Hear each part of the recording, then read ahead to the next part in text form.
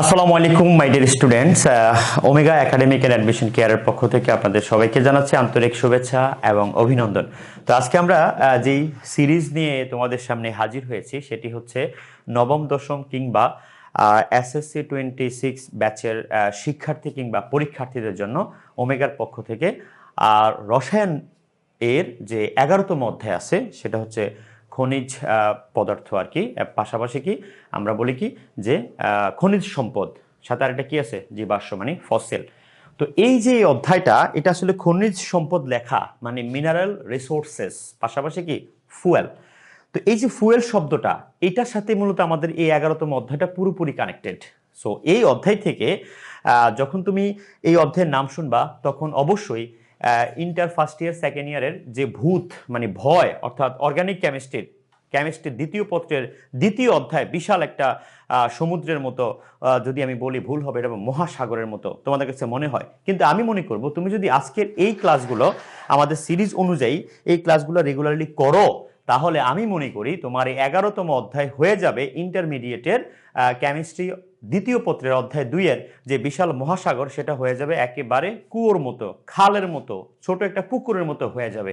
তাহলে কি সেই ট্রিক্স জানতে হলে তোমাকে অবশ্যই চোখ রাখতে হবে ওমেগা আয়োজিত এসএসসি 26 ব্যাচের শিক্ষার্থীদের জন্য কেমিস্ট্রি অধ্যায় 11-র যে সিরিজগুলো আছে, সিরিজ 1, 2, 3, এই 3টা সিরিজ তুমি যদি ভালো করে ফলো করো তাহলে ইনশাল্লাহ তুমি সঠিক একটা গাইডলাইন পেয়ে যাবে। এই অধ্যায়ের সবার আগে বোর্ড পরীক্ষায় কিংবা স্কুল পরীক্ষায় সবার আগে তুমি দিবা এই অধ্যায়ের অ্যান্সার। তাহলে কি এমন মহিমান্বিত টপিকস বা কি এমন সমস্যা এখানে জড়িয়ে আছে যেটা সহজ সমাধান আজকের এই ক্লাসে তুমি কিছুটা হলো পাবা ইনশাল্লাহ। সো মাই ডিয়ার স্টুডেন্টস, আমরা এখন চলে যাব আমাদের অধ্যায়ে। তোমরা এখানে দেখতে পাচ্ছ যে আমাদের একটা স্লোগান দেওয়া আছে এসএসসি 26 হাফ শর্ট প্রিপারেশনস। তো যেখানে তোমাদের ভুল ডিসিশন সেখানেই ওমেগার হাফ শর্ট সলিউশন। তাহলে হাফ শর্ট সলিউশনটা কি আমরা এখন সেটা দেখব। বিষয় হচ্ছে রসায়ন, অধ্যায়গত 11, আর অধ্যায়টার নাম কি বলতো? কি বলছি? খনিজ সম্পদ সাথে কি জীবাশ্ম। তো আমরা এখন সেটা দেখব যে খনিজ সম্পদ এবং জীবাশ্মতে কি কি আছে। ওকে, আচ্ছা। তো এখানে তোমরা দেখতে পাচ্ছ যে ফার্স্টে অ্যালিফ্যাটিক সিরিজ, যেহেতু এসএসসি 26 ব্যাচের শিক্ষার্থীরা তোমাদের কিন্তু এই অধ্যায় পুরোটা নেই। তো প্রথমে আছে খনিজ সম্পদ কি এবং খনিজ সম্পদ কিভাবে আমরা আসলে পাই। তো সেটারও কিন্তু একটা বিশাল স্লাইড আছে, কিন্তু আমরা সেটা আজকে দেখাবো না। আজকে আমরা স্টার্ট করে দেব সরাসরি হাইড্রোকার্বন থেকে। মাই ডিয়ার স্টুডেন্টস, এলিফ্যাটিক সিরিজে যাওয়ার আগে তোমাকে পড়তে হবে হাইড্রোকার্বন কি অথবা জৈব যৌগ কি। তাই আমি সহজে এবং সংক্ষেপে আজকে আলোচনা করব। তো প্রথমে আমরা শিখব জৈব যৌগ কাকে বলে। ঠিক আছে, তো প্রথম আমাদের আজকে শর্ত হবে জৈব যৌগ কি বা জৈব যৌগ কাকে বলে। তো বিসমিল্লাহ বলে আমরা শুরু করি। হ্যাঁ, জৈব যৌগ কি? জৈব, এই জৈব শব্দটার আসলে মানে কি? জৈব যৌগ লিখলাম না, জৈব দ্যাট ইজ অর্গানিক। মনে রাখবা কার্বন, হাইড্রোজেন এবং অক্সিজেন সমন্বয়ে গঠিত যৌগের নাম কি বলতো? জৈব যৌগ। কার্বন হাইড্রোজেন যেখানে থাকবে কিংবা অক্সিজেন সেটা হবে কি? জৈব যৌগ। এক কথা শেষ। জৈব যৌগ সম্পর্কে মানে জৈব যৌগ কিভাবে উৎপত্তি হয়, জৈব যৌগ কিভাবে সৃষ্টি হয়, এটা কি প্রাকৃতিক নাকি তোমার আর্টিফিশিয়াল মানে কৃত্রিম। কৃত্রিম বলতে বোঝানো হয়েছে এটা কি পরীক্ষাগারে তৈরি করা যায় কিনা। তাই দুইজন বিজ্ঞানীর তথ্য তোমাদের জানাই দেই আমি। 1808 সালে একজন সায়েন্টিস্ট ছিলেন, তার নাম হচ্ছে বার্জেলিয়াস। তিনি সর্বপ্রথম একটা মতবাদ প্রকাশ করেন যে জৈব যৌগ হচ্ছে উদ্ভিদ এবং প্রাণী দেহে এক রহস্যময় যৌগ, অর্থাৎ উদ্ভিদ এবং প্রাণী দেহ থেকেই জৈব যৌগের উৎপত্তি। তার এই কালজয়ী এই মতবাদকে নাম দিয়েছেন প্রাণশক্তি মতবাদ। প্রাণশক্তি মতবাদ। তো তোমরা যারা একটু অ্যাডভান্স স্টুডেন্ট আছো তারা একটু দেখে নিও যে প্রাণশক্তি মতবাদ কি। আর এই মতবাদের উদ্যোক্তা হচ্ছেন সায়েন্টিস্ট বার্জেলিয়াস। ওই সময়ের সকল মানুষ বিশ্বাস করা শুরু করে যে হ্যাঁ জৈব যৌগ প্রাকৃতিক, এটা শুধুমাত্র উদ্ভিদ এবং প্রাণী দেহে বিদ্যমান এক রহস্যময় যৌগ, যা তৈরি হয় কি দিয়ে? কার্বন, হাইড্রোজেন এবং অক্সিজেন দিয়ে। পরবর্তীতে আমাদের আরেকজন বিজ্ঞানী 1815 সালে, 1800 কত সালে? 1815 সালে একজন সায়েন্টিস্ট ছিলেন যার নাম হচ্ছে ফ্রেডারিক ওহলার। এই ফ্রেডারিক ওহলার এই সায়েন্টিস্ট পরীক্ষাগারে অজৈব যৌগ অ্যামোনিয়াম সায়ানাইডকে, দেখো অজৈব যৌগ অ্যামোনিয়াম সায়ানাইডকে উত্তপ্ত করে মানে তাপ প্রয়োগের মাধ্যমে জৈব যৌগ ইউরিয়া প্রস্তুতির মাধ্যমে উনি দেখিয়েছেন যে জৈব যৌগ আসলে প্রাকৃতিক ঠিক আছে, কিন্তু এটা যে পরীক্ষাগারে তৈরি করা যাবে না এটা সঠিক নয়। তাহলে এটার নাম কি বলতো? এটার নাম হচ্ছে ইউরিয়া। আর ইউরিয়া কি যৌগ? জৈব যৌগ। কেন? কারণ এখানে কার্বন, হাইড্রোজেন, অক্সিজেন আছে। তবে আমি যদি আরেকটা সহজ ভাষায় তোমাকে বলি যে দেখো জৈব যৌগ আবার বিএনপিও আছে, বিএনপি, এবং দেখেন স্পেশাল, আমি এই স্পেশাল ওয়ার্ডটা এখানে ইউজ করব। দেখেন তো এই যে বোরন থাকবে, নাইট্রোজেন থাকবে, ফসফরাস এবং সালফারও থাকবে, পাশাপাশি থাকবে সিএইচও। দেখো সিএইচও, আরেকটা ওয়ার্ড আছে সেটা দেওয়া যাবে না, সমস্যা আছে, তো সেটা আমি আলাদা করে শেখাবো। সেটা হচ্ছে আর, দ্যাট ইজ আর। এই আর মানে হচ্ছে অ্যালকাইল মূলক, ঠিক আছে? তাহলে সিএইচও আরটা আলাদা করে ফেললাম, কার্বন, হাইড্রোজেন, আর এটা কি অক্সিজেন, আর আর হচ্ছে কি অ্যালকাইল মূলক। অর্থাৎ কার্বন, হাইড্রোজেন, অক্সিজেন থাকতেই হবে কিসে? জৈব যৌগ হতে হলে। পাশাপাশি ডেরিভেটিভস মানে উদ্ভূত হিসেবে, সহকারী হিসেবে থাকবে কে? বোরন, নাইট্রোজেন, ফসফরাস এবং সালফারও থাকতে পারে। আমরা এখানে দেখতে পাচ্ছি নাইট্রোজেন অলরেডি চলে আসছে। Main K? Carbon, hydrogen, oxygen. So my dear students, এই ছিল আমাদের প্রাণশক্তি মতবাদ। আর এটা ছিল কি? বার্জেলিয়াসের মানে এটা ছিল বার্জেলিয়াস প্রাণশক্তি মতবাদের মাধ্যমে উনি জৈব যৌগের উৎপত্তি ব্যাখ্যা দিয়েছেন যে শুধুমাত্র এটা প্রাকৃতিক। কিন্তু পরবর্তীতে 1815 সালে সায়েন্টিস্ট ফ্রেডারিক ওহলার উনি জৈব যৌগ তৈরি করার একটা, আসলে উনি কিন্তু পরীক্ষাগারে জৈব যৌগ তৈরি করতে চান নাই, ওনার যে পরীক্ষা এটা ছিল অন্য একটা পরীক্ষা, কিন্তু মিরাক্কেল ভাবে ওনার তৈরি হয়ে গেল কি? ইউরিয়া, অর্থাৎ ইউরেক্কা। এই নিয়ে আমরা দেখলাম কি যে জৈব যৌগকে আসলে প্রাকৃতিক সেটা ঠিক আছে, বাট এটাকে আবার কৃত্রিম অর্থাৎ পরীক্ষাগারে তৈরি করা যায়, যে কারণে জৈব যৌগের সংখ্যা অনেক বেশি।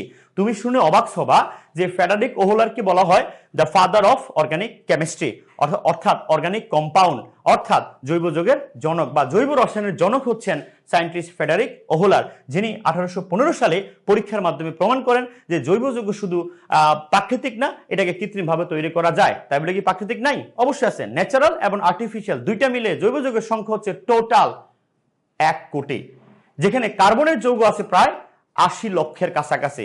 তাই আমরা বলতে পারি দ্য কিং অফ অর্গানিক কেমিস্ট্রির এলিমেন্টস হচ্ছে মিস্টার কার্বন, ঠিক আছে? এটাকে আমরা রাজা বলতে পারি, কারণ কার্বনের একাই অনেক যৌগ আছে, যাকে আমরা কি বলি? ক্যাটিনেশন। তো আমরা ক্যাটিনেশন নিয়ে শিখবো কোনো একটা সময় ইনশাল্লাহ। তাহলে বাচ্চারা জৈব যৌগের ধারণা তোমরা আশা করি পেয়ে গেছো, কিভাবে জৈব যৌগ আসছে, জৈব যৌগের সূচনা বা ইন্ট্রোডাক্টরি অফ অর্গানিক কম্পাউন্ড। তাহলে এই জৈব যৌগের সৃষ্টি হতে হলে আমার বা জৈব যৌগ জানতে হলে কি লাগবে? কার্বন, হাইড্রোজেন, অক্সিজেন, তিনটাই থাকতে হবে। আর যদি কার্বন, হাইড্রোজেন থাকে, অক্সিজেন নাই, তাহলে হবে হাইড্রোকার্বন। তাহলে আমরা এখন ফোকাস করবো কোথায়? হাইড্রোকার্বনে। তাহলে মাই ডিয়ার স্টুডেন্টস, হাইড্রোকার্বন কি? তাহলে আমরা এটা ইরেজ করে দেই। ওকে, এবার আমরা শিখবো কি? হাইড্রোকার্বন। আসো আমরা একটু হাইড্রোকার্বনে গেলে আমরা এলিফেটিকে ঢুকে যাব। তাহলে আসো হাইড্রোকার্বন কি? হাইড্রোকার্বন। তাহলে হাইড্রোকার্বন আসলে কি? দেখো হাইড্রোজেন, এই যে হাইড্রোজেন থাকবে, প্লাস কে থাকবে? কার্বন থাকবে। অর্থাৎ হাইড্রোজেন এবং কার্বন নিয়ে গঠিত যৌগের নাম কি? হাইড্রোকার্বন। অর্থাৎ হাইড্রোকার্বন হতে হলে যদি তুমি হাইড্রোকার্বন সম্পর্কে জানতে চাও, হাইড্রোকার্বন সম্পর্কে জানতে চাও, তাহলে কার্বন এবং এই হাইড্রোজেন সমন্বয়ে গঠিত যৌগের কাছে ফোকাস করো। তাহলে কি কি লাগবে? কার্বন লাগবে, হাইড্রোজেন লাগবে, তাহলে কি হবে? হাইড্রোকার্বন হবে। তো মাই ডিয়ার স্টুডেন্টস, হাইড্রোকার্বনের আবার অনেক ইতিহাস আছে, আমরা সেদিকে না যাই। হাইড্রোকার্বন আবার হচ্ছে দুইটা, একটা হচ্ছে অ্যালিফেটিক আর একটা কি?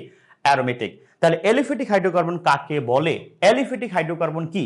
অ্যালিফেটিক হাইড্রোকার্বন হচ্ছে যে সকল হাইড্রোকার্বন, দেখো কার্বন হাইড্রোজেন দিয়ে তো তৈরি হবেই, এটা ফিক্সড।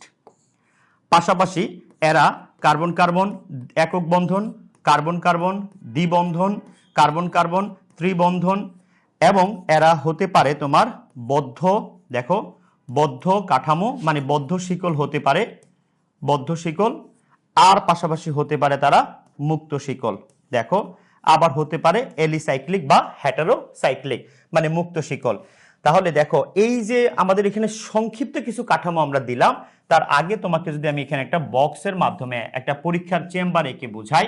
দেখো আমরা এখানে মানে যে পেট্রোলিয়াম যে শিল্প আছে, আমরা একটা পেট্রোলিয়ামের কিছু যৌগ এখানে নিছি, কথাটা বুঝো। এই যে এখানে নিছি কি? ধরো পেট্রোলিয়ামের কিছু কম্পাউন্ডস নিলাম, এই যে এই পুরোটা, ঠিক আছে? তো কম্পাউন্ডস নেওয়ার পরে কি হলো জানো?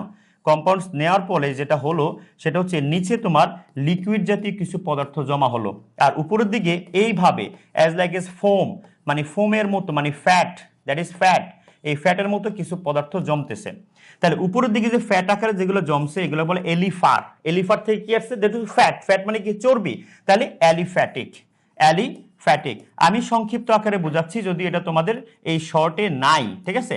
অ্যালিফ্যাটিক। আর নিচে যেটা লিকুইড আকারে জমা হচ্ছে এটা খুবই সুগন্ধি, মানে এটাতে ফ্র্যাগনেন্স আছে, huge fragrance, that is aroma. Aroma, এই অ্যারোমা থেকে কি আসলো বলতো? অ্যারোমেটিক। অ্যারোমা থেকে কি আসলো? অ্যারোমেটিক। তাহলে তুমি শিখলা যে হাইড্রোকার্বন একটা দুইটা টাইপ আছে, একটা কি অ্যালিফ্যাটিক আর একটা কি অ্যারোমেটিক। তাহলে অ্যালিফ্যাটিক কারা? অ্যালিফ্যাটিক হচ্ছে কার্বন কার্বন একক বন্ধন হবে, এটিগুলো সংক্ষিপ্ত রূপ আর কি, দ্বিবন্ধন হবে আবার ত্রিবন্ধন হবে। সাথে আছে কি বদ্ধ শিকল, আছে কি মুক্ত শিকল। এরা সম্পৃক্ত অসম্পৃক্ত দুইটা টাইপের হয়। এখন তুমি বলতে পারো সম্পৃক্ত কারা? দেখো তো, সম্পৃক্ত হচ্ছে এই দেখো, যদি আমি বলি সম্পৃক্ত কারা, এইখানে যে কার্বন কার্বন একক বন্ধন আছে না, এই দেখো একক বন্ধন আছে না, হ্যাঁ এটা হলো কি সম্পৃক্ত। সম্পৃক্ত। তবে আবার যেগুলো তোমার অ্যারোমেটিক এদের মধ্যে কিছু সম্পৃক্ত আছে। আবার দেখো যেখানে দ্বিবন্ধন আছে এটা কি অসম্পৃক্ত, যেটা ত্রিবন্ধন আছে এটাও কি অসম্পৃক্ত। এখন সম্পৃক্ত ব্যাপারটা কেন আসবে? যখন তুমি দেখবা সবগুলাই কি বন্ধন জানো? সবগুলা যদি সিগমা বন্ধন হয়, একক বন্ধন হয়, তাহলে আমরা কি বলবো? হ্যাঁ সম্পৃক্ত। আর অসম্পৃক্ত কখন হবে? হ্যাঁ অসম্পৃক্ত তো হতে হলে সিগমা মাস্ট, সিগমা থাকবেই। দেখো অসম্পৃক্ত যদি আমি এখানে লিখি যে অসম্পৃক্ত কখন হবে, অসম্পৃক্ত এইটা কখন হবে? অসম্পৃক্ত হতে হলে তোমার সিগমা লাগবে, এটা তো থাকবেই, পাশাপাশি কাকে থাকতে হবে? পাই বন্ধন থাকতে হবে। পাই, পাই বন্ধন হচ্ছে দুর্বল বন্ধন, আর সিগমা বন্ধন কি অনেক সবল বন্ধন। আর তুমি যদি বলো তাহলে ত্রিবন্ধন কি? ত্রিবন্ধন হয়ে অসম্পৃক্ত। এখানে কি আছে? দুইটা পাই আছে, একটা সিগমা আছে। তার মানে আমরা অ্যালিফ্যাটিক সিরিজে যে অ্যালিফ্যাটিক গুলা হইতে হলে কি কি কাঠামো থাকতে হবে, কি কি বৈশিষ্ট্য থাকতে হবে, সেটা তুমি আশা করি বুঝতেই পারছো। যে অ্যালিফ্যাটিক মানে চর্বি জাত, এখানে চর্বি থাকবে। এরা কিন্তু অলিফিনস আছে, অলিফিনস তো বুঝেন, তৈল উৎপন্নকারী। আবার এখানে প্যারাফিন আছে, কম আসক্তির যৌগ। কম আসক্তির কারা? যারা সম্পৃক্ত। মানে সম্পৃক্ত জিনিসটা আসলে কি? সম্পৃক্ত জিনিসটা হলো যে এলিফ্যাটিক হাইড্রোকার্বনের মধ্যে এমন অনেক যৌগ আছে, কার্বন কার্বন সব পুরো যৌগেই কার্বন কার্বন কি থাকবে? একক বন্ধন থাকবে। যদি তুমি দেখো কার্বন কার্বন সবগুলাই কি একক বন্ধনে আছে, তাহলে সেটা কি সম্পৃক্ত, অর্থাৎ সে সহজে ভাঙবে না, তার ভাঙার কোনো প্রয়োজন নেই। That is sigma. That is কি বন্ধন? সিগমা বন্ধন। যখন তুমি দেখবা যে দুইটা কার্বন, হ্যাঁ দুইটা কার্বনের যে অরবিটাল আছে P X P Y P Z, এই অরবিটাল গুলো যখন পাশাপাশি অতিক্রমণ করে, পাশাপাশি অতিক্রমণ করলে কি হয়? পাই। পাশাপাশি, পাশাপাশি বলতে এইভাবে আছে, এখানে এইভাবে তারা অতিক্রমণ করবে, একটা মানে ওভারল্যাপিং করে বন্ধন তৈরি করবে, এটা হচ্ছে পাই। আর যখন সামনাসামনি করবে ওভারল্যাপিংটা, সামনাসামনি একই সমতলে থেকে দুইটা অরবিটাল সামনাসামনি যখন ওভারল্যাপিং করে হাইব্রিডাইজড হয়, তখন আমরা নাম দিছি কি? পাশাপাশি হলে পাই, আর সামনাসামনি হলে কি বলি? সিগমা। তাহলে পাশাপাশি হলো এই, আর যদি আমরা সামনাসামনি বলি তাহলে হবে এই। তাহলে সামনাসামনি হলে সিগমা, আর পাশাপাশি হলে কি বলি? পাই। তাহলে এরা যারা, এরা সব সময় একক বন্ধনে আছে, এরা সব সময় সামনাসামনি অতিক্রমণ করে, এবং তারা যখন বন্ধন তৈরি করে এরপর ভাঙার কোনো প্রয়োজন হয় না। অর্থাৎ কার্বন কার্বন একক বন্ধন হচ্ছে সবচেয়ে শক্তিশালী বন্ধন। তুমি এটা ভুলে গেলে চলবে না, কার্বন কার্বন কিন্তু এখানে অধাতু, আর অধাতুর মধ্যে সবসময় কি হয়? সমযোজী বন্ধন হয়। আর সমযোজী বন্ধন কিন্তু আমরা জানি আয়নিক বন্ধনের চেয়ে দুর্বল। কিন্তু তুমি এটাও মনে রাখা উচিত যে সমযোজী বন্ধনের মধ্যেও আবার দুইটা ক্যাটাগরি আছে, একটা হলো সিগমা, একটা কি পাই। যদি দুইটা অরবিটাল একই সমতলে থেকে পাশাপাশি অতিক্রমণ করে তাহলে হবে পাই, আর পাই বন্ধন কি দুর্বল বাট সমযোজী। আবার যদি তারা সামনাসামনি এভাবে অতিক্রমণ করে তাহলে হবে কি? সিগমা। এটা সবচেয়ে বেশি শক্তিশালী। তাহলে সমযোজী বন্ধনের শক্তিরও আরেকটা তারতম্য আছে, যেটা উপরের লেভেলে থাকে এটা সিগমা, যেটা নিচের লেভেলে থাকে এটা কি পাই। পাই বন্ধন আবার ভেঙে সম্পৃক্ত হয়, আর যেটা সম্পৃক্ত এর সহজে ভাঙে না। এখন ভাই প্রশ্ন হচ্ছে যারা একক বন্ধনে আছে এরা কি? এরা হচ্ছে অ্যালকেন। এই কারণে অ্যালকেনের যত সদস্য আছে সব কিন্তু প্যারাফিন নামে পরিচিত। কি নামে? প্যারাফিন। প্যারা মানে কি? কম, আর অ্যাফিন শব্দের অর্থ হচ্ছে আসক্তি। তাহলে প্যারাফিন শব্দের অর্থ কি? কম আসক্তির যৌগ। তাহলে আমাদের এখান থেকে একটা কোশ্চেন আসতেই পারে, প্যারাফিন। প্যারাফিন। তাহলে তোমাকে যদি প্রশ্ন করা হয় যে অ্যালকেন প্যারাফিন নামে পরিচিত, বা অ্যালকেনকে প্যারাফিন বলা হয় কেন, অথবা মিথেন কেন প্যারাফিন নামে পরিচিত, আমরা কোশ্চেনগুলো দিব আস্তে আস্তে, তোমরা জাস্ট অপেক্ষায় থাকো তাহলে হবে। মাই ডিয়ার স্টুডেন্টস, তাহলে তোমরা অ্যালিফ্যাটিক সিরিজে জেনে গেলা যে অনেক কিছুই আছে, তাই না? যে এরা কার্বন কার্বন একক বন্ধন হয়, এরা কখনো রিং তৈরি করবে না, এটা মাথায় রাখবা। যারা আসলে এই যে অ্যালিফেটিক যারা, বুঝছো, এরা কিন্তু রিং রিং মানে কি জানো, বলয়, হ্যাঁ, এরা কখনো বলয় তৈরি করবে না, ঠিক আছে। তা আমি যদি এটা মুছে দেই তাহলে তোমরা আবার একটা পারলে যখন তুমি লেকচারটা দেখবা একটা স্ক্রিনশট দিয়ে রাখো, হ্যাঁ, তাহলে এখান থেকে নোট করতে পারবা ইনশাল্লাহ। ভাই আমি আবারও বলি তোমাকে যে তুমি যখন প্যারাফিন এখানে লিখবা, হ্যাঁ সরি অ্যালিফেটিক লিখবা, তোমার অবশ্যই একটা বৈশিষ্ট্য জানা থাকবে, এরা রিং তৈরি করে না। রিং মানে কি জানো, বলয়, এরা কিন্তু বলয় গঠন করে না। পাশাপাশি এরা কিন্তু 4n+2, হ্যাঁ, অর্থাৎ হাকেল নিয়ম মেনে চলে না। এই ধরনের কিছু পার্থক্য আছে অ্যালিফেটিক সিরিজে। তাই আমরা অ্যালিফেটিক সিরিজ থেকে এখন আমরা নেক্সট টপিকটা যাব, যে আসলে অ্যালিফেটিক বলতে আমরা আরো কি কি চিনবো, আরো কি কি জানবো। লুক এট অ্যালিফেটিক চেনার উপায় কিন্তু অলরেডি আমি বলে দিচ্ছি ভাইয়া। অ্যালিফেটিক চেনার এই লেকচারটাও কিন্তু শেষ। তারপর আমি আবার একটু রিপিট করে দিই তোমাকে যে অ্যালিফেটিক হতে হলে আসলে তোমার কি কি জানা থাকতে হবে। ওই যে বললাম না যে এরা রিং তৈরি করবে না, রিং মানে বলয় তৈরি করবে না। তারপর আছে কি, এরা 4n+2 সূত্র মেনে চলবে না। ওকে, এরা অবশ্যই কার্বন কার্বন একক বন্ধন হবে, আবার কার্বন কার্বন কি দ্বিবন্ধন হবে, আবার কার্বন কার্বন কি ত্রিবন্ধন হবে। তবে এরা বলয় তৈরি, মানে বলয় বলতে কি এরা চাক্রিক মানে বদ্ধ শিকল হতে পারে। বদ্ধ আর বলয় কিন্তু এক জিনিস না। তাই আমরা কি লিখছি আবার, যে এরা কিন্তু বদ্ধ হতে পারে, হ্যাঁ, বদ্ধ শিকল তৈরি করতে পারে, হ্যাঁ, বদ্ধ শিকল। ওকে, হ্যাঁ, বদ্ধ শিকল। আবার তারা কিন্তু মুক্ত হতে পারে, মুক্ত, কথা কি বুঝছো? তাহলে আমরা যদি বলি যে অ্যালিফেটিক হাইড্রোকার্বন আবার কয়টা টাইপ আছে, দুইটা, একটা হচ্ছে তোমার বদ্ধ শিকল, আর একটা কি মুক্ত শিকল। তুমি কি জানো যে বদ্ধ শিকলে কারা আছে? দেখো বদ্ধ শিকলে আবার এই দেখো, সরি, এই মুক্ত শিকলে কারা আছে জানো? মুক্ত শিকলে আবার তোমার আছে এটাও আছে, আবার এই দুইটাও আছে। তাহলে মুক্ত শিকলের আবার টাইপ আছে কয়টা? দুইটা। কি কি জানো? একটা হচ্ছে তোমার সম্পৃক্ত, আর একটা কি অসম্পৃক্ত। সো মাই ডিয়ার স্টুডেন্টস, আমরা সেখানে যাচ্ছি। তাহলে অ্যালিফেটিক চেনার উপায় আশা করি তুমি বুঝে গেছো। এই টপিকগুলো এগুলো থাকলে সেটা কি হবে? অ্যালিফেটিক হবে। এখন তুমি জানতে চাও যে তাহলে অ্যারোমেটিকটা কি, মানে অ্যারোমেটিকটা কি? অ্যারোমেটিক আমরা আরো পরে যাব, অ্যারোমেটিক আমরা এখন যাচ্ছি না। দেখেন যে অ্যালিফেটিকের মধ্যে আমরা বলছিলাম কি মুক্ত শিকল, একটা কি বদ্ধ শিকল। তাহলে মাই ডিয়ার স্টুডেন্টস, তুমি যদি এখানে আসো যে অ্যাবসলিউটলি যে আসলে মুক্ত শিকল, এই মুক্ত শিকল হাইড্রোকার্বনটা কি, দেখো মুক্ত শিকল হাইড্রোকার্বনটা কি, এখান থেকে আমাদের আসলে মূল পরিকল্পনা শুরু হবে যে মুক্ত শিকল হাইড্রোকার্বন কাকে বলে। মুক্ত শিকল লিখলাম, ওকে, হাইড্রোকার্বনটা বুঝে নিও। তাহলে মুক্ত শিকল হাইড্রোকার্বন কি? যে সকল হাইড্রোকার্বনের প্রথম এবং শেষ কার্বন কি থাকে? বন্ধনবিহীন থাকে বা উন্মুক্ত থাকে বা বন্ধনে আবদ্ধ হয় না, তাদেরকে আমরা কি বলবো? মুক্ত শিকল হাইড্রোকার্বন। এখন তোমাদের বইয়ে কিন্তু খুব চিরচেনা কিছু গল্প আছে। সেটা কি? তারা বলছেন যে ওই যে ইথিন, এটা নাকি মুক্ত শিকল, মানে মুক্ত শিকল। তাহলে আমি আসলে এটা নিয়ে একটু গৌর বিরোধিতা জানাচ্ছি। আসলে মুক্ত শিকল তৈরি হতে হলে মিনিমাম 3 কার্বন বিশিষ্ট হতে হবে। কয় কার্বন?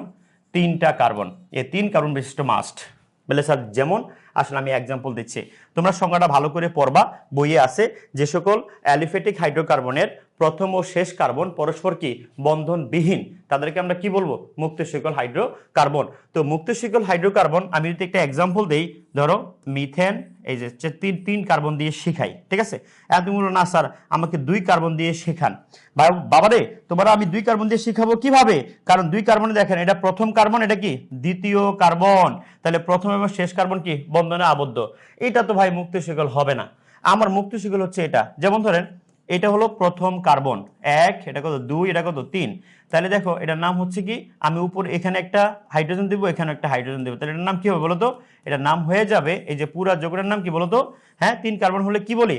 Methane, ethane, propane. এটার নাম কি? প্রোপেন। যার প্রথম কার্বনের সাথে শেষ কার্বনের বন্ধনের কোনো সম্পর্ক নাই, এরা উন্মুক্ত, ঠিক আছে? এটা একটা টাইপ।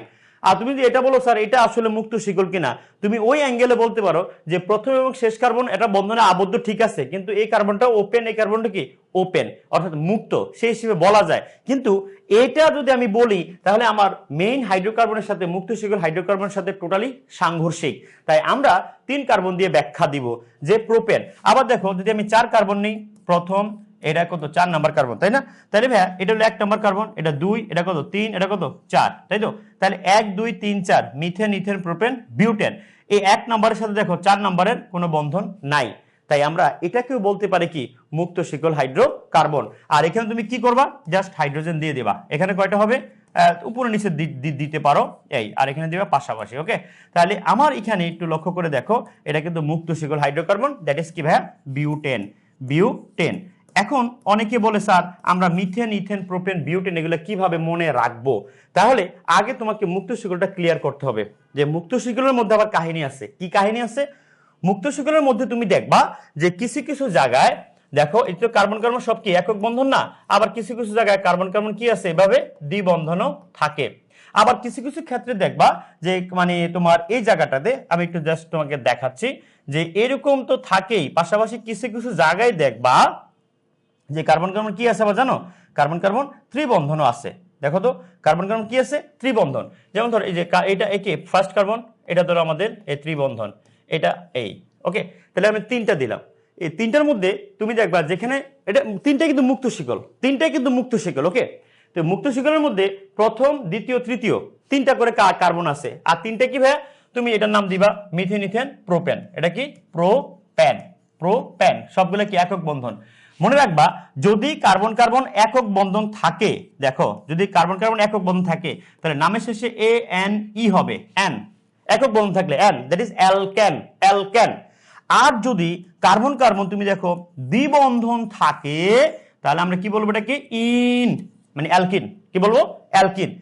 আর যদি দেখো যে কার্বন কার্বন ত্রিবন্ধন আছে, কি বন্ধন, ত্রিবন্ধন, তাহলে এখানে তোমার অ্যাড করতে হবে YNE, আইন, অ্যালকাইন, ত্রিবন্ধন অ্যালকাইন।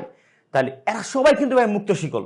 তাহলে বেসিক পার্থক্যটা কি, এদের মধ্যে তুমি দেখবা এই যে দুইটা দেখতে পাচ্ছ না, এই যে দেখো এই যে দুইটা, এই যে এই দুইটার আবার একটা কাহিনী আছে। কি কাহিনী?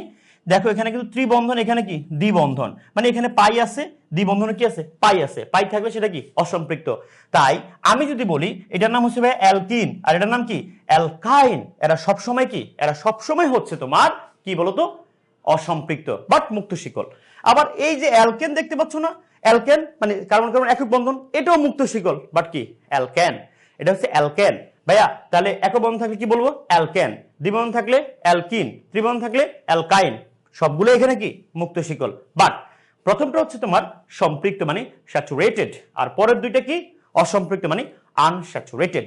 এরা কিন্তু অনেক বিক্রিয়া দিবে, তবে মনে রাখবা একটা কথা, অ্যালকেন, অ্যালকিন কিংবা অ্যালকাইনের মধ্যে সবচেয়ে বেশি সক্রিয়কে তোমাকে যদি এই ধরনের প্রশ্ন করে যে অ্যালকাইন, অ্যালকিন এবং অ্যালকাইন অথবা অ্যালকেন এই তিনটার মধ্যে সবচেয়ে বেশি সক্রিয়কে, তুমি যদি সক্রিয়তার কথা চিন্তা করো তাহলে আমি বলবো যে সবচেয়ে বেশি সক্রিয় হচ্ছে এই যেটা দ্বিবন্ধন মানে অ্যালকিন। তাহলে এটার পজিশন কত, ফার্স্ট, এটা সবচেয়ে বেশি সক্রিয়। এরপরে কে, অ্যালকাইন, এটা হচ্ছে সেকেন্ড। আর এরপরে কে বলতো, এরপরে হচ্ছে তোমার অ্যালকেন, মানে যদি আমি প্রোপেন নিতে পারি, অ্যালকেন কারণ একক বন্ধনটা সবচেয়ে বেশি কম সক্রিয়, অর্থাৎ সে সহজে বিক্রিয়া দিতে চায় না। সক্রিয় শব্দটা আসে দুই ভাবে, আমি কারোর সাথে বিক্রিয়া করব না, এটা এক ধরনের সক্রিয়তা, মানে আমি অ্যাক্টিভ, আমি একাই 100। অ্যালকেন হচ্ছে সেই জাতের, সে কারোর সাথে বিক্রিয়া দিতে চায় না, সে নিজেই 100, দ্যাট ইজ সে সম্পৃক্ত। আবার কিছু কিছু মানুষ আছে যে টাকা দিলে নিতে চায়, তো যে দিতে চায় সে কিন্তু পুরোপুরি সম্পৃক্ত, তার দেওয়ার ক্ষমতা আছে। আর যে নিতে চায় সেও কি সম্পৃক্ত। কিরকম সম্পৃক্ত, সে নিতে চায় তার মানে তার নেওয়ার ক্ষমতা আছে, তাহলে সে কি সম্পৃক্ত হবে, সে কি অসম্পৃক্ত, মানে তার দুর্বলতা আছে। তাহলে জগতে যে দুর্বল সে কিন্তু অসম্পৃক্ত, আর জগতে যে সবল সে কি সম্পৃক্ত। কথা কি বুঝা গেছে? আবার কিছু আছে সহজে বিক্রিয়া দিতে চায়, মানে বিক্রিয়া দেওয়ার আগ্রহ অনেক বেশি, তার মধ্যে সক্রিয়তা বেশি। কথা কি বুঝছো? তাহলে আমরা সক্রিয়তা ব্যাপারটা শিখলাম যে সম্পৃক্ত এটা কি, অসম্পৃক্ত। যারা সম্পৃক্ত এরা 100, যারা অসম্পৃক্ত এরা বিক্রিয়া করে, হ্যাঁ বিক্রিয়া করে পৃক্ত হতে চায়, মানে সম্পৃক্ত হতে চায়, তার মানে তারা বিক্রিয়া দিবে। এই কারণে বলা হয় যে অ্যালকেন ভাইয়া প্যারাফিন নামে পরিচিত, তারা সহজে বিক্রিয়া দিতে চায় না। তাহলে মাই ডিয়ার স্টুডেন্টস, অ্যালিফেটিক সিরিজে তোমরা মুক্ত শিকলের যে ব্যাপারটা, এই মুক্ত শিকলের মধ্যে একটা আমরা পাইছি কি, যে কার্বন কার্বন মানে যে সকল হাইড্রোকার্বনের প্রথম এবং শেষ কার্বন পরস্পর বন্ধন বিহীন, এরা বন্ধনে আবদ্ধ হয় না, এরা মুক্ত শিকল। এই মুক্ত শিকলের মধ্যে আবার আমরা টাইপ শিখে ফেললাম কয়টা, এটা একটা স্ক্রিনশট দিয়ে রাখো। ওকে, কারণ এই মুক্ত শিকলের মধ্যে আমরা আবার পাইছি কয়টা বলতো, দুইটা, এটা সম্পৃক্ত আর এটা কি অসম্পৃক্ত। তাহলে সম্পৃক্ত অসম্পৃক্ততার খেলা তুমি যদি খেলতে চাও তাহলে তোমার আসতে হবে এই জায়গায়। ওকে, তাহলে আমরা নেক্সট যে সিরিজ মানে আমাদের অ্যালিফেটিক সিরিজ 1 এর নেক্সট এপিসোড আসতেছে সম্পৃক্ত অসম্পৃক্ততা কি। আমাদের কিন্তু বদ্ধ শিকলও রয়ে গেছে, লেগে থাকো। আসসালামু আলাইকুম।